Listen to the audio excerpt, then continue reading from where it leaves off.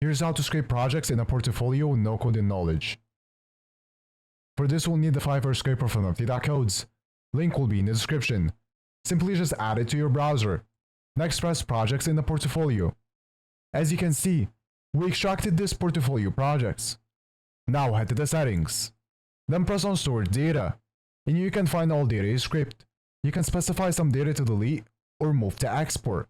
Now to customize this, press on customize. Then press on projects in the portfolio. And you can change the data however you want. So for example, you can uncheck some data. You can also change the order of the data. And also change the name. And also other criteria to only scrape the products you're looking for. Once you're done, press save.